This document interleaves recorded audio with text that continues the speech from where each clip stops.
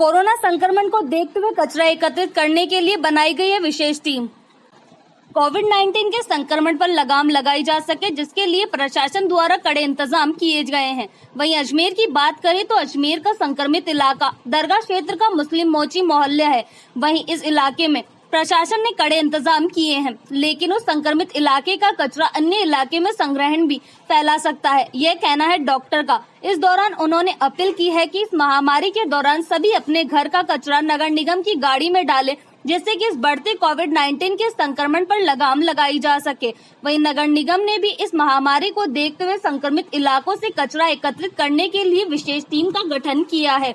इस वैश्विक महामारी कोविड-19 का खतरा लगातार बढ़ रहा है। एक दूसरे के संपर्क में आने से ही इस बीमारी के लक्षण फैल रहे हैं। वहीं संक्रमित इलाके से संक्रमण में पाए लोगों का कचरा एक स्थान से दूसरे स्थान पर फेंका जा रहा है, जिसके कारण इस संक्रमण फैलने का अंदेशा और बढ़ रहा है। ऐसे में डॉक्टर विशेषज्ञों का मानना है कि लोगों को इस बीमारी से बचने के लिए अपने आप के साथ साथ स्वच्छता का ध्यान भी रखना होगा। उन्होंने कहा कि संक्रमित इलाके से कचरा अन्य इलाकों में पहुंचाने के पर इसका खतरा और बढ़ सकता है। ऐसे में आम जनता नगर निगम के वाहन में अपना कचरा डाले, जिससे कि उसका सही जगह निस्तारण किया जाए और इस खतरे को बढ़ने से रोका जाए। सर, जिस तरह से जो बार बार संक्रमण इलाकों से जो कचरा निकल रहा है, उससे कोई संक्रमण फैलने का खतरा है? सर, जो अभी इस समय चल रहा है कोविड की सिचुएशन, और जिस टाइप से ये बीमारी फैल रही है, वापस कंट्रोल भी हो रही है, लेकिन जिस अनुसार से ये अनुपात एकदम बढ़ा है, तो अगर इन्फेक्शन कहीं से आएगा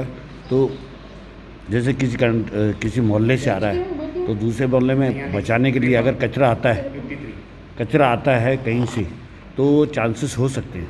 कहीं कचरा इकट्ठा करते हैं तो हमारे अपने अजमेर में तो नगर निगम की गाड़ियाँ भी चलती है, तो परिवारों से यही निवेदन करते हैं कि हर जगह गाड़ियाँ भी चलती है कि कचरा उस गाड़ी में डालें, ताकि एक ही जगह पर कहीं जाके सही हो जाए, कचरे को जला दिया जाए, कुछ किया जाए। लेकिन अगर एक जगह से उठा के दूसरी जगह रख रहे हैं अगर कोई, तो ये गलत कर रहे हैं।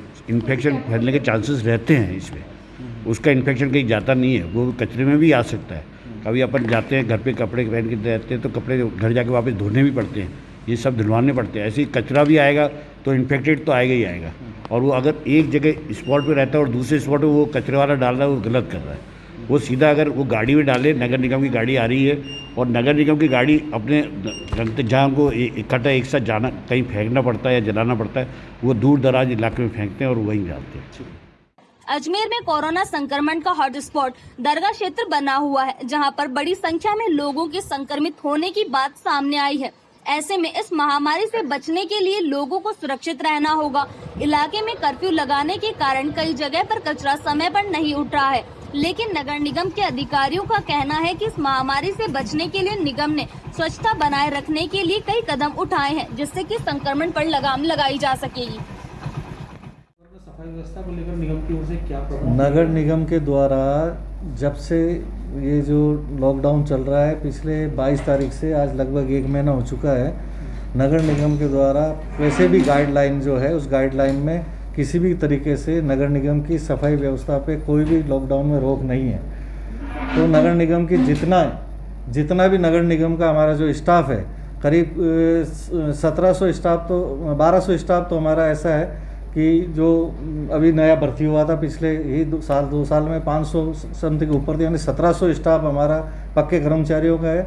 700 के आसपास में करीब कर्मचारी ऐसे हैं जो हम ठेके पे ले रखे हैं हमने। टोटल 2200 के आसपास हमारे कर्मचारी हैं, जो पूर्ण रूप से लगातार उसी हिसाब से जिस तरीके से पहले सफाई करते आ रहे थे उसी तरीके से कर रहे हैं। सफाई भी वैसे हो रही है, लिफ्टिंग का काम भी उसी हिसाब से हो रहा है। लगभग 350 से 350 हमारे पॉइंट्स ऐसे हैं जहाँ कचरा हमारा कलेक्शन होता है, जहाँ हमारे चाहे कंटेनर रखे हुए हैं, चाहे हमारा डिपो बना हुआ है, चाहे हमारा मतलब लोहे का डिपो बना हुआ है।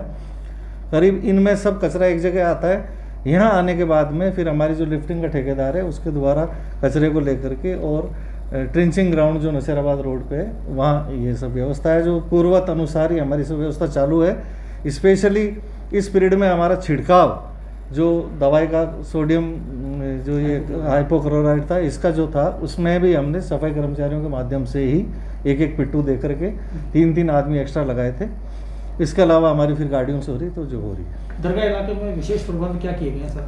देखिए, जो कर्फ्यू क्षेत्र रहा, जैसे जहाँ पहले ऐसी कोई स्थिति आई, चाहे वो खारीकोई थी या फिर हमारे अभी जो मुस्लिम मोर्चा मोहल्ला है, तो वहाँ जब भी इस तरीके की कोई वहाँ आई है तो हमने विशेष हमारा सफाई अभियान रखा है।